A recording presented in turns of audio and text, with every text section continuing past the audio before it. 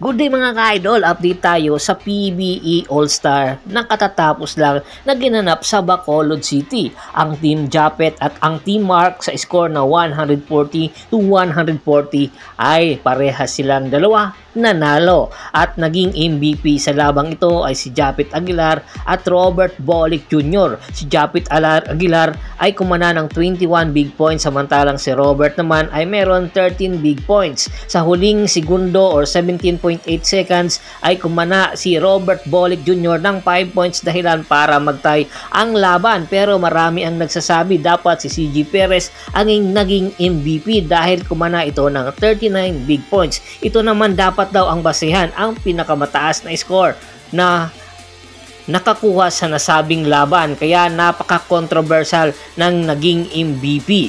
Samantala, isang pasabog na naman ayon nga kay Idol Snow Badwa, anytime ay meron mabubulaga na trade transaction. Sa kasalukuyan ay nakikipag-negotiate na ang dalawang panig at hindi pa tapos ang nasabing negotiation dahil nasa Bacolod pa lang ay pinafinalize na daw ang nasabing deal. At ayon din sa ating insider, isang posibilidad na isang player ng Terra Firma Jeep ang posibleng pakawalan na at ilagay na at ibigay na sa MVP group. Matatandaan sa laban nga ng stalwarts at greats, si Stephen Holt ay hindi masyadong ginamit ng kanyang kupunan at limited minutes lang ang nilalaro nito. Ibig sabihin, nire-reserva ito sa nasabing trade negotiation at sa katunayan nga nakita na nakikipag-usap si Stephen Holt sa kanilang team governor na si Rosales.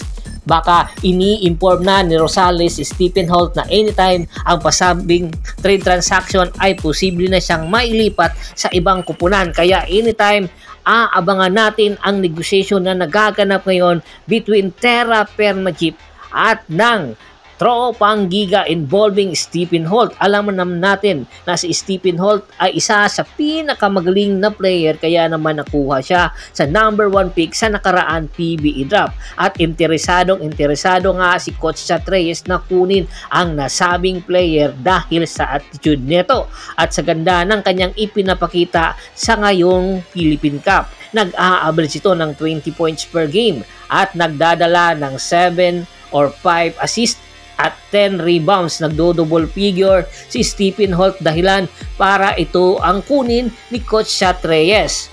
Nagkakaroon lang ng problema ang Tropang Giga dahil ang Terra Firma Jeep ay under sa SMC team, particularly sa Barangay Ginebra, Magnolia at San Miguel. Ibig sabihin, kinakailangan pa muna ng Tropang Giga na magpaalam sa management ng SMC team bago matuloy ang nasabing negotiation. Pero ito na nga, bago pa man matuloy ang nasabing negotiation, kinakailangan ng magandang offer na ibibigay ng Tropang Giga papunta sa Terra Firma Jeep na player.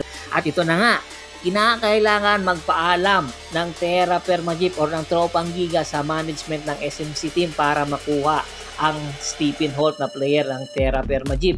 Pero hindi na pag-iisipan pa ito ng management ng SMC team dahil inaalok na nga ng Tropang Giga ang kanilang prodigal son na si Mikey Williams. Opo, 1-on-1 ang trade negotiation na magaganap between Terra Firma Jeep at ng Tropang Giga.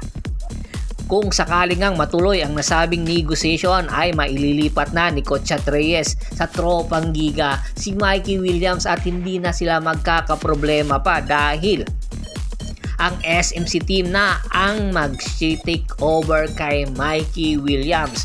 Kumbaga, kung sakaling matuloy ang diretsong destinasyon ni Mikey Williams, dalawang destinasyon lang. It's either Barangay Ginebra or San Miguel Bermen. Pero malaki ang tsansa na sa Barangay Ginebra, San Miguel nga ang magiging destinasyon ni Mikey Williams, lalong-lalo na nakikita na ni Coach Tim Con ang mga weaknesses ng Barangay Ginebra sa kasalukuyang Philippine Cup at kinakailangan ni Coach Tim Con ang serbisyo ni Mikey Williams Williams at magpapadala na lang ito sa Terra Firma Jeep ng mga players na posibleng maging kapalit kay Mikey Williams. Kaya anytime, aabangan natin ang nasabing negotiation. Bago pa man natin tapusin ating kwentuhan, shoutout muna tayo sa ating mga solid na followers kay Sir Ricky Lanza ng Ricky Rider TV ng Tansa Cavite, Yornel Belches, Godofredo Mabida, Yornel Alicante, at si Mr. Ronald Bersubidad